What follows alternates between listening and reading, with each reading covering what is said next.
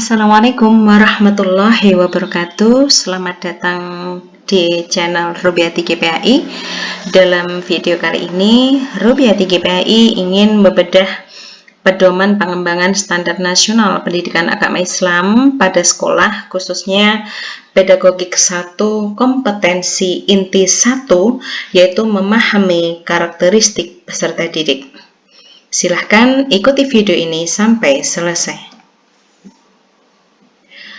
Kompetensi pedagogik 1 adalah kompetensi guru yang terkait dengan perencanaan pembelajaran. Kemudian untuk KI 1, kompetensi inti 1 adalah menguasai karakteristik peserta didik dari aspek fisik, akhlak, spiritual, sosial, budaya, emosional, dan intelektual, Bapak Ibu. Kemudian untuk KI 1 ini terdapat 4 indikator, Bapak Ibu. Hanya saja dalam video ini Rubiati GPAI fokus membahas indikator 1, yaitu memahami karakteristik peserta didik yang terkait dengan aspek fisik, intelektual, emosional, moral, dan latar belakang sosial budaya. Kemudian untuk indikator 2, yaitu yang terkait dengan potensi peserta didik, indikator 3 terkait dengan kemampuan awal peserta didik, dan indikator 4 yang terkait dengan kesulitan belajar peserta didik akan terbahas secara terpisah di video episode berikutnya. Apakah yang dimaksud dengan karakteristik peserta didik? Bapak Ibu, karakteristik peserta didik adalah aspek-aspek perseorangan dalam diri siswa yang terdiri dari sikap dan minat, motivasi belajar, gaya belajar, kemampuan berpikir, dan kemampuan awal yang dimiliki oleh peserta didik. Hal-hal ini semuanya menyatu menjadi sesuatu yang khas dalam diri peserta didik yang dimaksud dengan karakter siswa, Bapak Ibu, yang harus dipahami oleh seorang guru, kan ini terkait dengan bagaimanakah pengembangan kurikulum termasuk dalam aspek perencanaan pembelajaran. Karakteristik peserta didik juga bisa diartikan sebagai keseluruhan pola kelakuan atau perilaku, Bapak Ibu, atau kemampuan peserta didik sebagai hasil dari pembawaan dan lingkungan sehingga menentukan aktivitasnya di dalam mencapai tujuan. Dari pengertian untuk yang kedua ini, Bapak Ibu, kita bisa pahami bahwa karakteristik peserta didik itu merupakan hasil dari perpaduan pembawaan dalam dirinya dengan pengaruh dari lingkungan. Berikutnya, Bapak Ibu, aspek-aspek karakteristik dalam diri peserta didik itu meliputi yang pertama, aspek fisik, Bapak Ibu, yaitu perubahan-perubahan dalam tubuh siswa seperti pertumbuhan fisik, tubuhnya, kemudian otak, hormon, dan lain sebagainya. Kemudian untuk aspek intelektual, yaitu terkait dengan pertumbuhan kecerdasan dan kemampuan berpikir. Kemudian aspek emosional, yaitu terkait dengan kemampuan mengelola emosi, Bapak Ibu, sehingga siswa dapat bersikap dan berperilaku dengan tepat sesuai dengan kondisi yang ada. Kemudian yang berikutnya, karakteristik siswa pada aspek moral, yaitu kemampuan anak untuk berperilaku sesuai dengan aturan yang ada di masyarakat.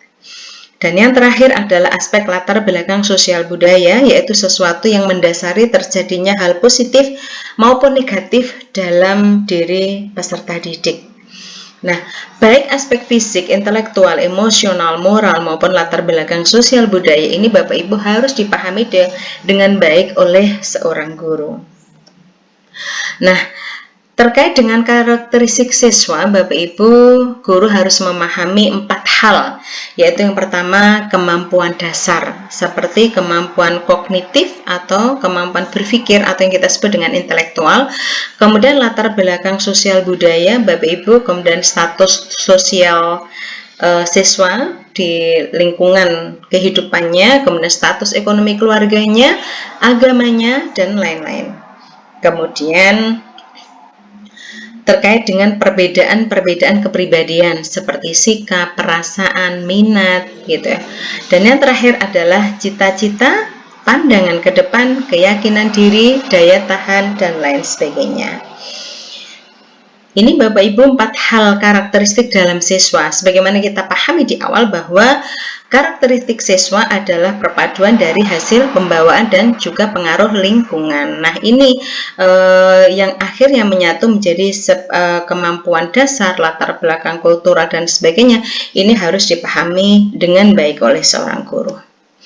Kemudian, upaya-upaya apa yang bisa dilakukan seorang guru untuk memahami karakteristik siswa? Yaitu yang pertama, Bapak Ibu, dengan membangun komunikasi verbal. Percakapan yang baik, komunikasi yang baik, interaksi sosial dengan siswa dengan baik, Bapak Ibu. Sehingga dari komunikasi yang baik, interaksi sosial interaksi yang baik dengan siswa, guru akan bisa memotret karakteristik siswanya seperti apa. Kemudian yang kedua adalah bisa dengan menjadikan guru sebagai figur dan teladan yang baik bagi siswa. Kemudian yang ketiga, berhati-hati dalam menyimpulkan karakteristik anak, mengenal tanda-tanda keanehan pada anak, dan bersifat terbuka dalam memberikan peluang secara luas bagi siswa. Hal-hal ini bisa dilakukan oleh guru untuk bisa memahami bagaimanakah sebenarnya karakteristik siswa-siswinya. Berikutnya, bagaimanakah penerapan pemahaman karakteristik peserta didik dalam pembelajaran? Di dalam pembelajaran, seorang guru bisa menerapkan apa yang sudah dia pahami tentang karakteristik peserta didiknya, yaitu yang pertama yaitu dengan mengidentifikasi karakter fisik dan non-fisik anak didik di kelas. Secara fisik, seluruh siswanya seperti apa? Adakah yang punya kelainan penglihatan misalnya, kelainan pendengaran misalnya? Itu nanti bisa menjadi faktor pertimbangan di dalam memberikan perlakuan pembelajaran di kelas. Yang kedua adalah mengidentifikasi karakteristik belajar anak di kelasnya. Selain memahami karakter fisik dan non-fisik, juga memahami karakter belajar, gaya belajar anak itu harus dipahami seorang guru juga. Berikutnya yaitu memastikan semua peserta didik mendapatkan kesempatan yang sama untuk berpartisipasi dalam kegiatan pembelajaran. Meskipun siswa memiliki keragaman fisik maupun non-fisik, mungkin ada yang punya kelainan Bapak Ibu, dan juga keragaman gaya belajar, guru tetap harus bisa memberikan kesempatan yang sama agar seluruh siswa yang beragam tadi bisa berpartisipasi aktif dalam kegiatan pembelajaran. Berikutnya, mengatur kelas untuk memberikan kesempatan belajar yang sama pada semua siswa dengan kelainan fisik dan kemampuan belajar yang berbeda. Maksudnya Bapak Ibu, dengan Bapak Ibu guru mengetahui karakter fisik, non-fisik, dan gaya belajar, mungkin Bapak Ibu bisa mengatur kelas. Misal ada siswa tertentu yang memiliki hambatan untuk melihat jarak jauh, mungkin bisa ditata tempat duduknya untuk di bagian depan. Atau anak-anak tertentu yang kesulitan untuk berada di posisi sebelah kiri terus, maka bagaimana bisa terjadi pergeseran tempat duduk sehingga memungkinkan siswa itu bisa belajar di tempat-tempat yang bervariasi misalnya. Berikutnya yaitu mencoba mengetahui penyebab penyimpangan perilaku anak untuk mencegah agar perilaku tersebut tidak merugikan anak lainnya. Pada saat seorang guru menjumpai adanya kelainan sesuatu, apakah itu fisik, non-fisik, atau gaya belajar, atau perilaku, atau emosional, dan lain sebagainya, maka guru hendaknya mencoba untuk mencari penyebabnya apa, sehingga dengan diketahui penyebabnya, penyimpangan itu bisa diminimalisir untuk terjadinya hal-hal yang tidak diinginkan di dalam proses pembelajaran, sehingga tidak mengganggu siswa yang lainnya. Berikutnya yaitu membantu mengembangkan potensi dan mengatasi kekurangan serta keterlambatan pemahaman pada anak.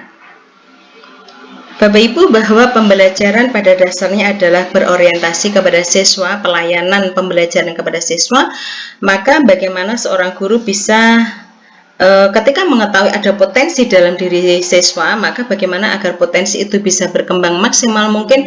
Begitu pula ketika dalam diri siswa terdapat kekurangan, maka bagaimana guru itu bisa mengupayakan untuk bisa mengatasi kekurangan itu dan memberikan bantuan agar anak tetap bisa belajar mencapai tujuan yang harus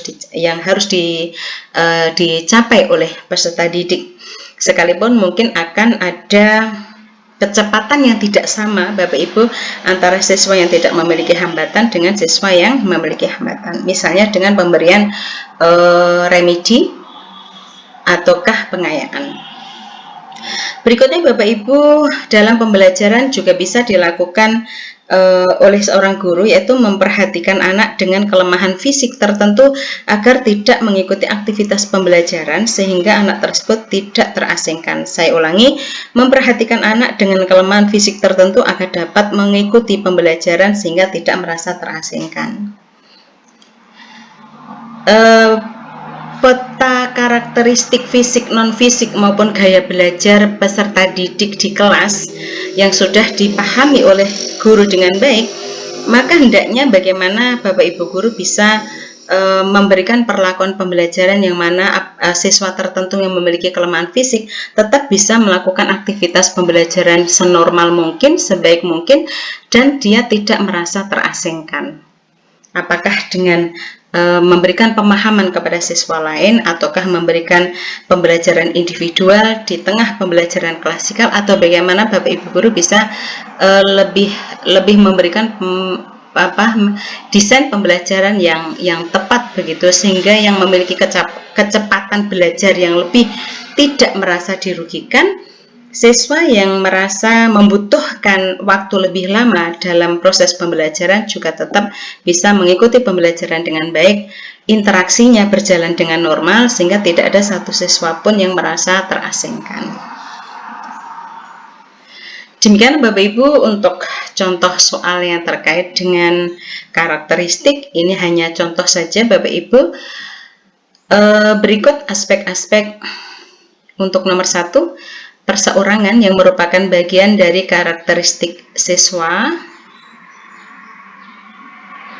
yaitu sikap dan minat, A. Yang B. Motivasi dan gaya belajar, C. Hasil belajar, D. Kemampuan berpikir dan kemampuan awal yang dimiliki. Manakah yang merupakan aspek-aspek bagian dari karakteristik siswa? Yang mana yang bukan merupakan bagian dari karakteristik siswa? Tadi sudah kita bahas Bapak Ibu, yang manakah jawabannya? Apakah sikap dan minat termasuk karakteristik? Motivasi gaya belajar masuk karakteristik? Hasil belajar, kemampuan berpikir, kemampuan awal, mana yang tidak termasuk karakteristik belajar siswa? Ya.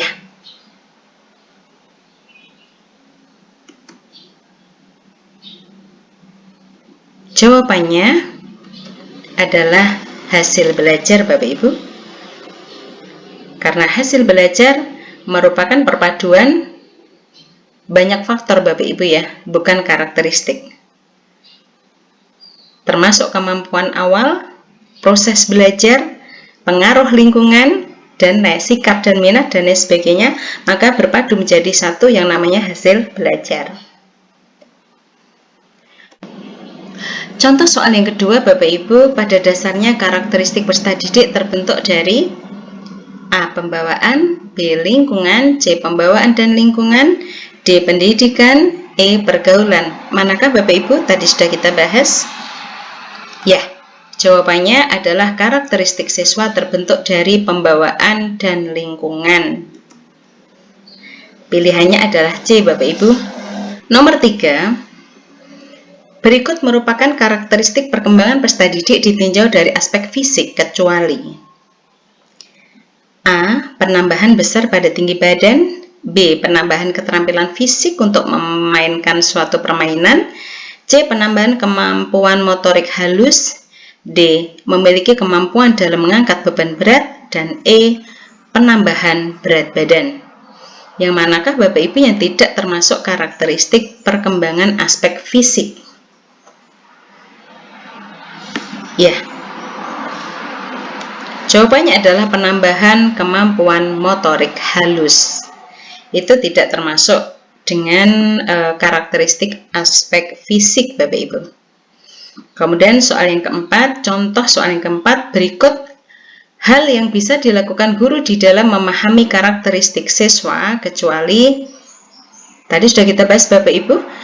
Yang pertama, membangun komunikasi verbal, B, menjadi figur atau teladan, C, berhati-hati dalam menyimpulkan karakteristik anak, D, mengenal tanda-tanda keanehan anak, dan yang E, membatasi ruang dan peluang berkreativitas bagi anak. Manakah yang harus dilakukan guru di dalam memahami karakteristik siswa?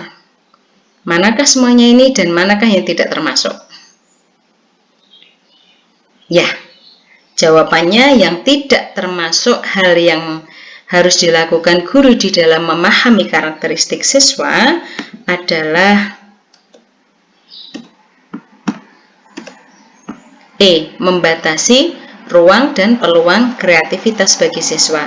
Yang benar adalah memberikan ruang yang luas bagi siswa untuk berkreativitas sehingga bisa mengetahui bagaimanakah karakteristik siswa. Demikianlah Bapak Ibu